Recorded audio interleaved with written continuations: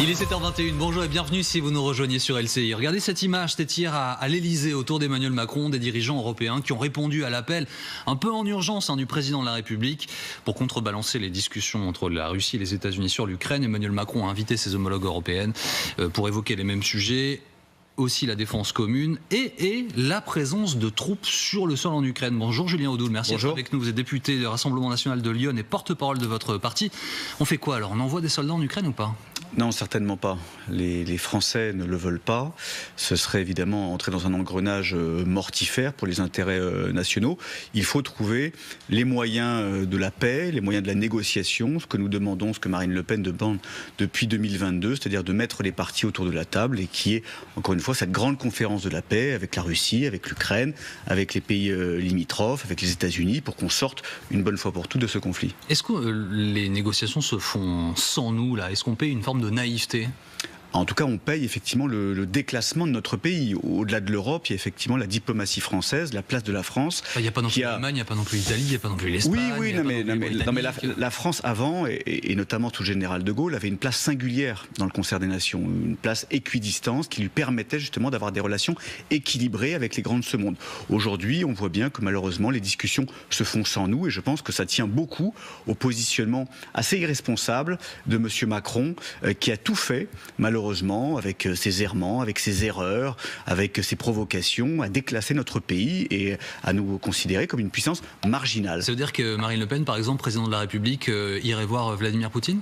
Et Marine Le Pen aurait tout fait effectivement pour remettre les partis autour de la table, pour peser de tout son poids, pour que la France puisse agir pour la paix, puisque c'est la vocation de la France, ni d'être alignée, ni d'être soumise, ni d'être vassalisée, encore une fois, mais d'avoir cette voix singulière. Mais c'est ce qui se passe là, monsieur Audoul. Non, c'est pas ce qui se passe malheureusement, et on l'a vu à la fois sur ce dossier, mais aussi sur d'autres.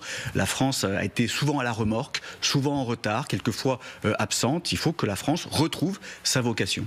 Est-ce que c'est une bonne chose que les États-Unis et les Américains discutent seuls? C'est ni une bonne chose ni une mauvaise chose. Il faut effectivement sortir de ce conflit et on peut saluer quelque part le volontarisme de Donald Trump dans ce domaine. Après, que la France soit exclue, que l'Ukraine ne soit pas présente dans ces négociations, ça pose évidemment un problème. Je voudrais revenir à l'actualité en France. Le Premier ministre est mis en cause dans l'affaire dite Betaram. L'affaire, en fait, il s'agit surtout de plus d'une centaine de plaintes pour violences physiques ou sexuelles dans cette institution catholique du Sud-Ouest qui est sous contrat avec l'État. Il est allé à la rencontre des victimes à Pau ce début de semaine. Une partie de la gauche appelle à sa démission. Quelle est la position du Rassemblement national? Il aurait, selon cette opposition, eu connaissance des faits qu'il n'aurait pas dénoncés. Oui, il aurait. Pour l'instant, nous n'en savons rien. Il y a deux choses. Il y a effectivement le drame à la suite de ces événements abjects, il faut bien le dire. Drame pour les victimes, drame pour les familles. Visiblement, il y a eu une défaillance qui a été partagée, ou en tout cas, il y a eu une indifférence pendant trop longtemps.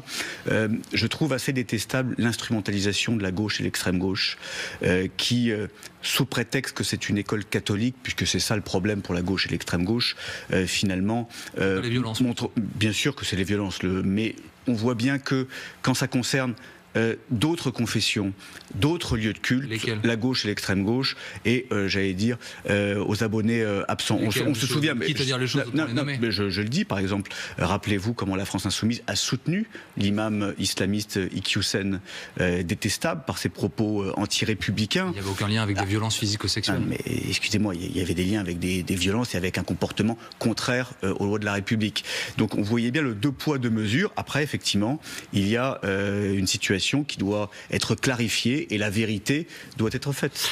François Bayrou qui tient, qui est toujours à la tête de son gouvernement. Le Parti Socialiste a déposé un 49-2. Alors c'est une motion de censure un peu particulière. C'était suite aux propos tenus par le Premier ministre sur ce plateau, où il dénonçait le sentiment d'une submersion migratoire. Les socialistes vont donc voir ce texte examiné à l'Assemblée nationale. Et c'est vous qui avez la clé.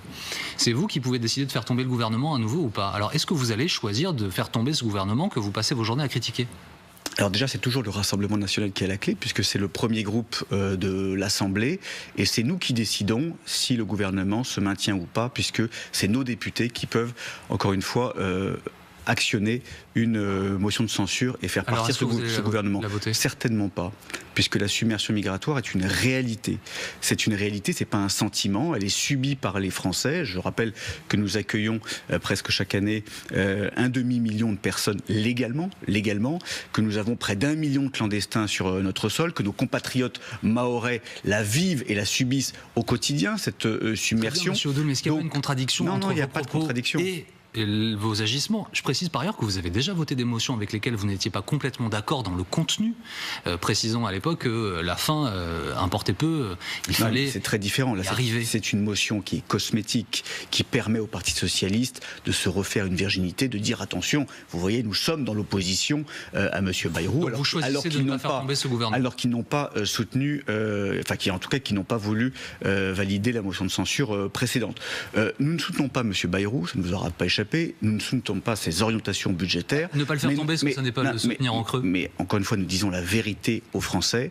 Avant qu'il y ait la possibilité de dissoudre l'Assemblée nationale, rien ne changera, malheureusement, et nous le savons. Rien ne changera parce donc que vous baissez les bras dans votre lutte à faire tomber ce gouvernement ? Pas du tout. Si M. Bayrou est remplacé, ce sera par quelqu'un de sa même tendance politique qui continuera la même politique. Donc nous nous mobilisons pour préparer l'après et nous sommes, encore une fois, très, très sérieux dans ce domaine-là.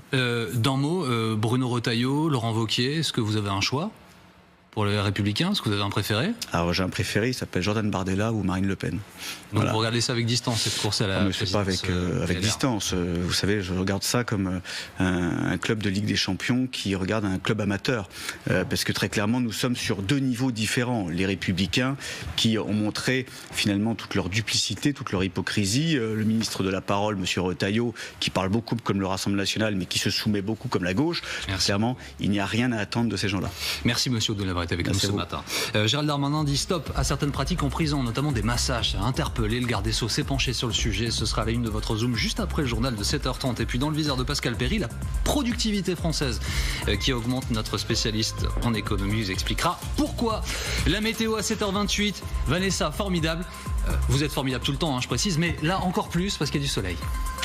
De bonnes nouvelles.